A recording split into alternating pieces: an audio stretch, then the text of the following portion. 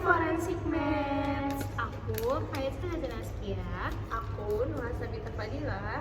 Aku Farah Kalopakin. Kita sebagai anak psikologi forensik dan latihnya kita di sini untuk membahas seputar psikologi forensik. Dan kita bertiga sudah menyiapkan 3 pertanyaan yang paling sering ditanyain. Yuk kita bahas.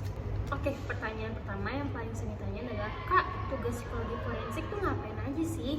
Oke, psikologi forensik itu punya peran yang penting dalam kasus atau dalam proses hukum, terutama pada kasus kejahatan. Nah, tugas utamanya psikologi forensik itu untuk mengevaluasi mental pelaku, apakah pelaku itu dalam kondisi sadar atau enggak saat melakukan tindakan tersebut. Dan pelaku tuh paham nggak ya sama tindakannya?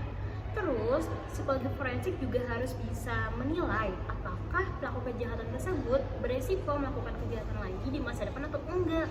Nah, selain mendampingi pelaku, psikologi forensik juga bisa kok mendampingi korban dan saksi yang mengalami trauma agar mereka tuh bisa memberikan keterangan dengan aman dan nyaman.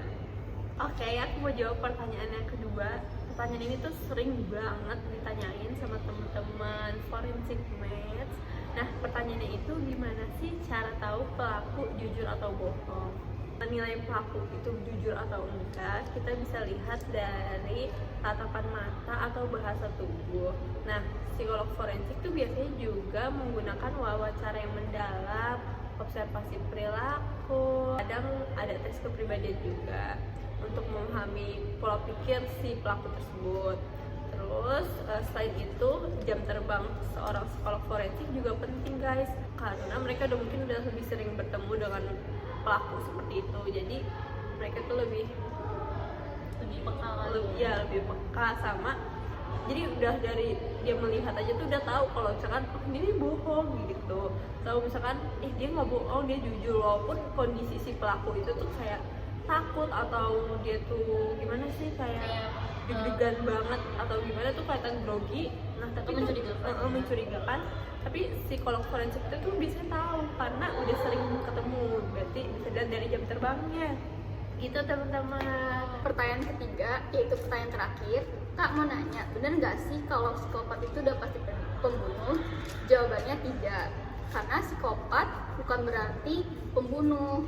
Meski mereka mempunyai ciri seperti tidak mempunyai empati, manipulatif, dan mempunyai ciri tidak merasa bersalah, tidak semua psikopat melakukan kekerasan. Banyak dari mereka justru lebih sukses dan bisa berfungsi di masyarakat tanpa terlibat kriminal. Namun karena sifat-sifat mereka psikopat memang mempunyai risiko lebih tinggi untuk melakukan kejahatan berat, apalagi jika situasinya mendukung. Terus media juga sering menyoroti psikopat yang jadi pelaku kekerasan ekstrim. Makanya kesannya semua psikopat itu pasti pembunuh, padahal tidak selalu begitu. Itu teman-teman pertanyaannya. Oke guys, jadi udah selesai nih kita di penghujung sesi Q&A. Semoga jawaban yang kita kasih ini tiga-tiganya tuh bermanfaat buat kalian dan kalian tuh bisa menambah ilmu pengetahuan.